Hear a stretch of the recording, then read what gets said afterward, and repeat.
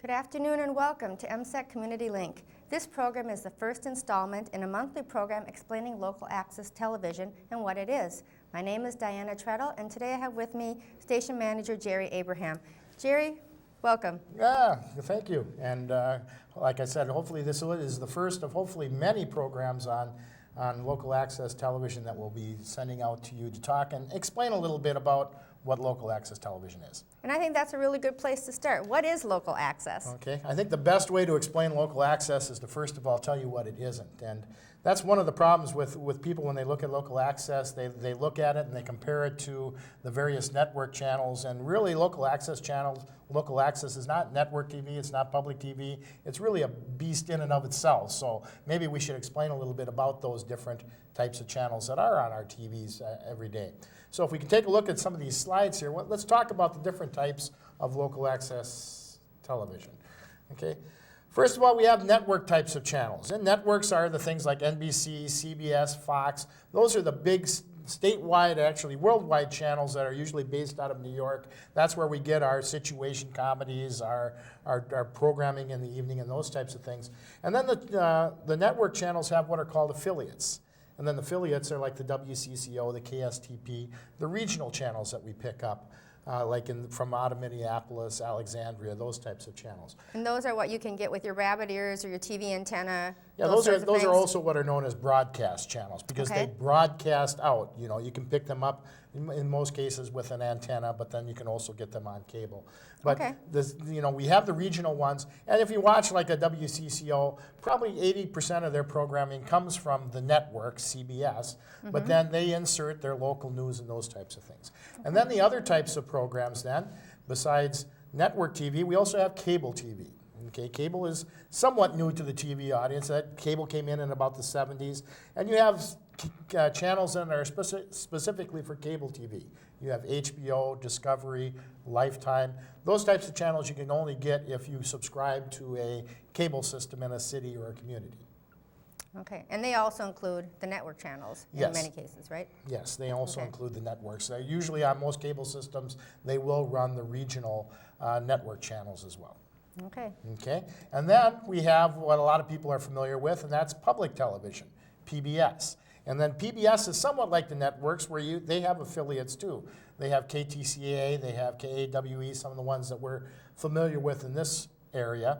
But basically they operate the same way. Most of the programming comes from PBS, but then they also insert their regional programs as well.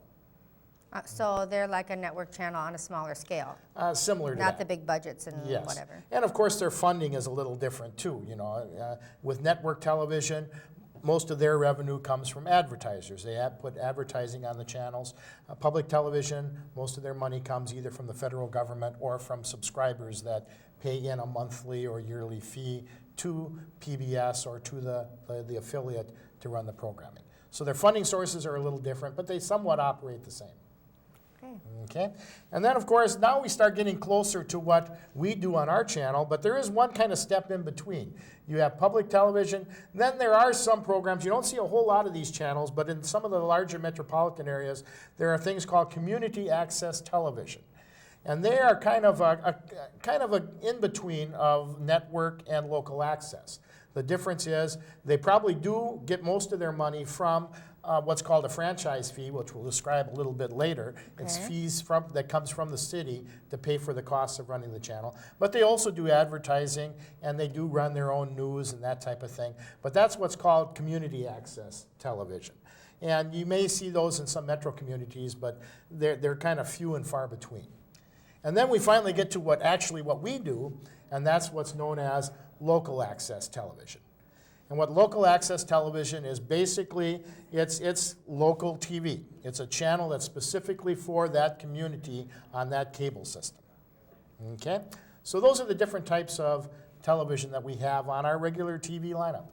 Okay, so local access channel then specifically for the community, what's the purpose of it? Okay, the purpose of local access TV, and it can be spelled very quickly if you take a look at the next slide here. And basically, local access is a conduit for providing information and programs to community members from community members. Okay, can you explain that a little bit for those who don't Good example. Let's say I'm living in Minneapolis and I've got this program. I just went to Las Vegas and I had a great time and I took a camcorder along with me. I took a whole lot of neat shots and everything, and I want to share that with the community. Well, I can't go to WCCO and say, here, would you air this for me? Because WCCO is not going to air that because they have to rely on advertisers and all that. And probably my video from Las Vegas doesn't quite meet the advertiser standards. Okay. So, and the federal government realized that. They said, you know, we got to somehow figure out a way so that the average person in a community can share their views, opinions, whatever, with other community members. And that's why local access was formed. So it's a way of having community members share programming and information with other community members. But our local access channel is a lot more than just somebody's trip to Vegas. There are a lot of public service sort of things that you use local access for, correct? Yeah, and if we take a look at what we provide, you know, some of the things that we provide is we provide community access. Okay, so the different ways we provide community access is we have things, you know, and how do we get these things on the air? And some of the programs that we have are public types of programs. We also have educational types of programs, and we have governmental types of programs. As a matter of fact, if you go to larger cities, a lot of times they'll have 3 local access channels. Like in Minneapolis. And one channel will have specifically governmental programs. One will have educational. And then a third channel will have public. Sometimes you hear those referred to as PEG channels because that stands for Public, Education, and Government. Okay. Okay. Now, how are these programs produced? If we can take a look at the slides once again. It varies between local access channels. And I've had an opportunity in the 4 years that we've operated MSET Community Link here in the area to tour a lot of different local access, both in large communities and small. One of the things, and there's differences in how the programs come to get on local access, but one of the ways are staff-produced programs. In other words, you have people that are employed by the local access channel to actually go out and tape programs. We have one here with our MSET Local Community Link, Ken Ballou. Ken Ballou. He's a paid person that goes out and he tapes such things as city council, county commissioners, and other various programs that happen throughout the community. So he's an example of a paid person that goes out and tapes those types of programs. Okay.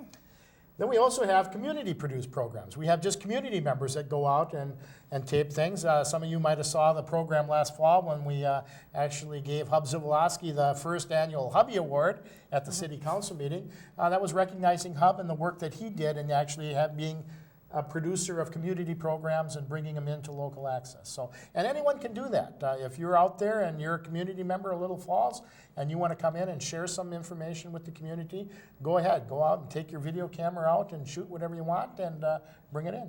Now, there must be some times when you have to think about what it is that you're airing. For instance, if I was to go out and tape my daughter's play, wouldn't there be some right issues with that? Yes, in other words, and we don't just air anything that's brought to us. We have some concerns that we have to meet. Number one, it can't be vulgar, there can't be profanity, there can't, of course, be nudity, those types of things.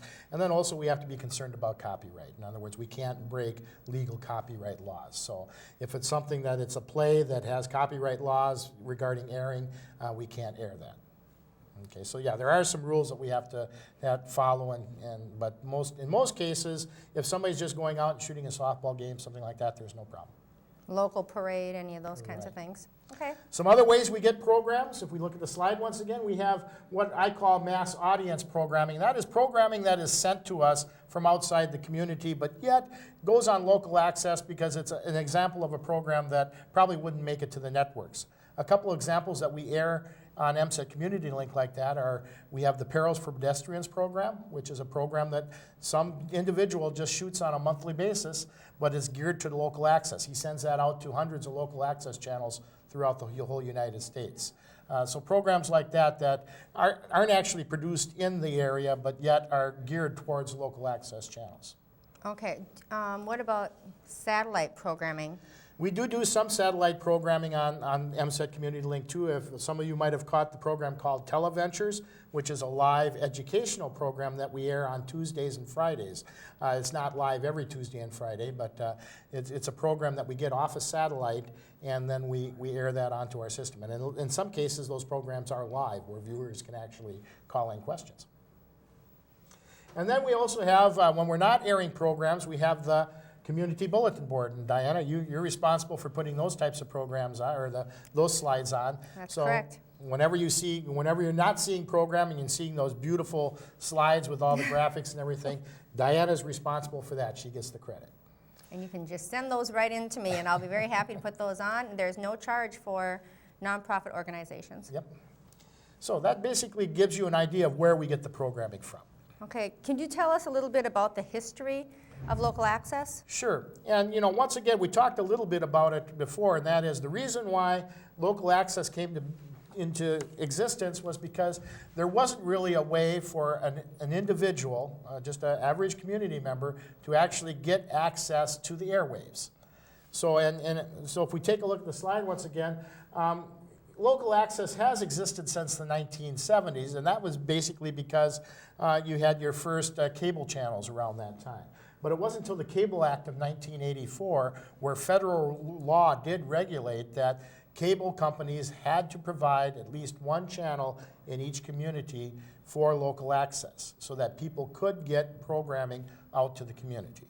Now, this is a question I've always wanted to ask, is there some way of knowing, if I was to go into a community like, say, Bemidji, and I wanted to look for their local access channel, is there a certain range of numbers that in this Cable Act, or just as a general rule, would I be looking, for instance, Little Falls is LFTV 6, would I be looking for the lower digit numbers? Are they just scattered anywhere amongst the numbers from 1 to 100? There is no specific number for local access. It varies between communities, and even in our area we have LFTV 6, but then in Piers and Holdingford and Royalton, their local access channels are channel 3.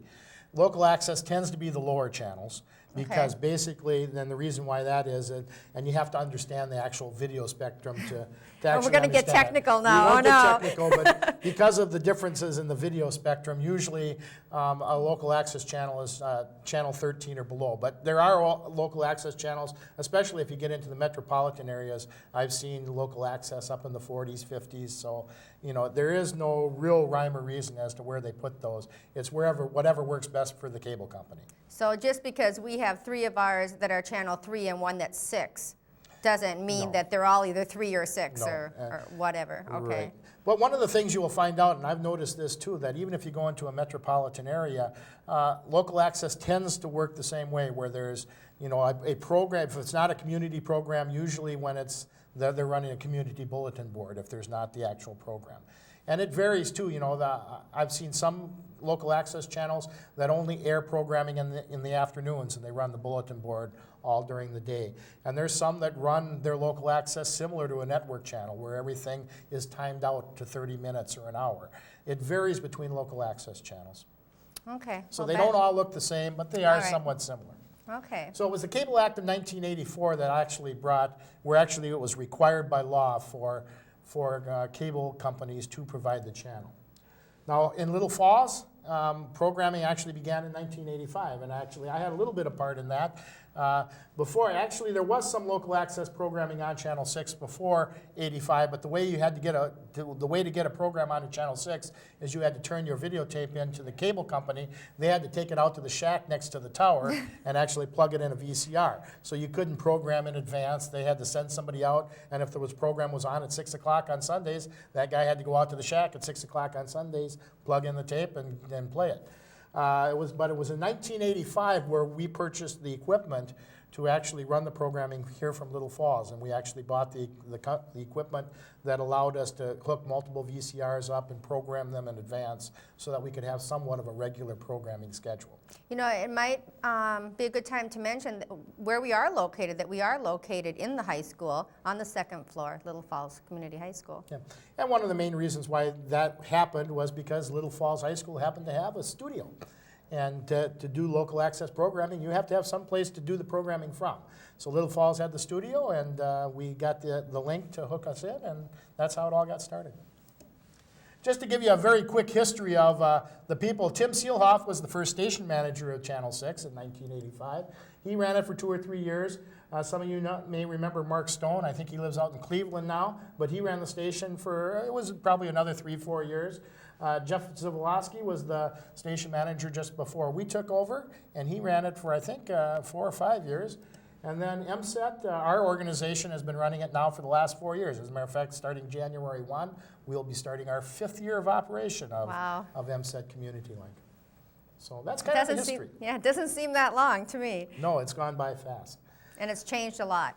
It really has. So. Okay, well, what kind of programs then do Little Falls or MSET Community Link run at this time? Okay, we have a wide range of programming. Probably the stuff that people are most interested in, and we get most of our calls from, especially when the equipment doesn't work and it doesn't come on, but our governmental programs. And it's surprising how many people watch Little Falls City Council, Morrison County Commissioners, Little Falls School Board. Like I said, I get a lot of calls, especially, if it's something, of course, controversial. I'm always getting calls, when are you going to air the next city council meeting or things like that. So we have a lot of people that actually watch a lot of the governmental programs. And then some of the things, just to show you once again, that includes city council, school board, county commissioners. The educational programs that we run, and we run things like you might catch Extension in You, that's one of our programs. We do sporting events, we do a lot of live basketball games, those types of things, as well as concerts. And then community education. We run some programs on everything from fish to planting perennial gardens, those types of programs. We also have community types of programs, and those are things like our church services. I think we air the services of, 6 different churches now. And then some of the community events, the arts and crafts fair, some of the other events that happen in the community. And then we also have entertainment types of programs, and we have things like the Internuts. We get a lot of comments on that. That's our program that Ron Creesha and Jim Norwood do on the internet. And then we do things like we tape the house concerts, some of the band concerts, those types of things that are entertaining to the community. Now, could you give us some examples of the programming that you just mentioned? Which would be staff produced, which would be community produced? I'm assuming that the church programs are community produced. Someone just took the initiative to say, hey, why don't we get our church service on local access? And that's, and that's one of the things that I do want to emphasize in this program too, is that anyone can produce a program for Channel 6. Anyone. If you want, you can come up to the studio and we'll set things up so that the cameras are there. We usually like to also line up staff to assist you so that, it would be helpful if you could line up a couple people that would volunteer to run the cameras and things like that. But we'll train you. We'll give you training on how to operate that equipment. But anyone in the community can come up and produce a program on any topic. Once again, just so long as it's not profanity, it's not nudity, we don't allow those types of things. But anything else, if you want to come in and do a program, it's perfectly allowable. Great. And so, I'm hoping we get some people interested. Like Jim and Ron, when they come in and do their monthly Internuts program. You can do it if you have a specific hobby, whether it be gardening or fishing or whatever. As a matter of fact, Jeff Zavolosky, I'm going to be working with him starting in January. We're going to start doing a monthly show in cooperation with the Fishing Museum. So, we're looking at, one of the goals of MSET is to increase the number of community-produced programs. And then you also receive programming from the Little Falls Video Club, correct? Yes, they help us out a lot, and that's one of the advantages of having MSET Community Link housed out of the high school, is that like tonight, we're using students that are actually running switching between the cameras and running the cameras. So we use students quite a bit, even for things like the Heartland Symphony, and for those types of programs, I usually use students. Great. It's nice to get the kids involved. Maybe someday they'll be producing their own programs for us. That's what we hope. And we have had a couple of students that have. Those of you might have seen the Kyle Hansen Variety Show. And Kyle, and I think he's starting his second version now. So, but we do have some students that are starting to produce their own shows too. So, and I hope some more students do get involved in that. Great. Okay, maybe we need to talk a little bit about how we are funded, since we aren't a big network and we don't do commercials or anything like that, where does the funding come? Yeah, and that's an important thing to emphasize too, is sometimes, and once again, we love to hear from you if you have questions or concerns about Channel 6, and even want to give us some suggestions as to how we can do a better job. We love to hear from you, but we also ask that you keep in mind that we are a local access channel, and we are funded differently than the networks and public TV. If you take a look, as an example, at WCCO, they probably have a multi-million-dollar budget.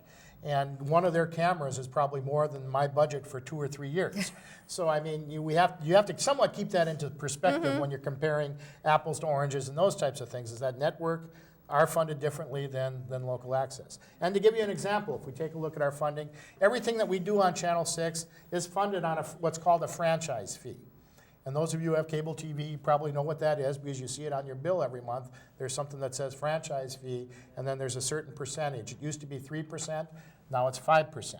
And 5% of your bill then goes into what's called the franchise fee. That goes towards the operation of Channel 6. And if we can go to the slide, if we take a look at that, right before the new franchise fee, we were collecting about $40,000. So all of our operation of Channel 6 was done on $40,000. With the new franchise now, that will go up to $60,000, but it's nothing compared to the networks and public television and the cable multi-million TV. dollars. Yes, and actually, when you look at it, I've toured a couple of metro local access channels, and even their operating budgets are in the millions of dollars because it's based on subscribers. The more subscribers you have, the more franchise fee money you collect, the more money you get towards local access.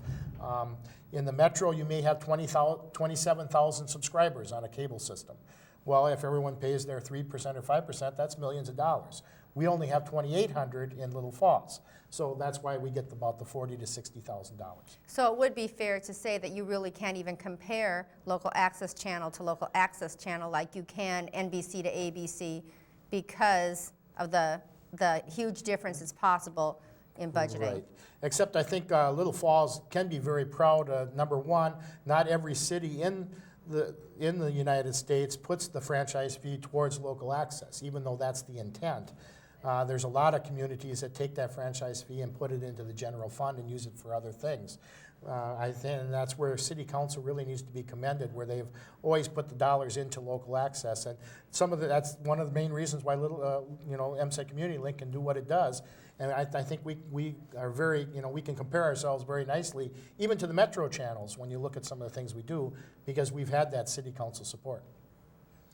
But let's take a look, for that $40,000, what do we have to cover? Sure. And people have to understand that too, when we look at it.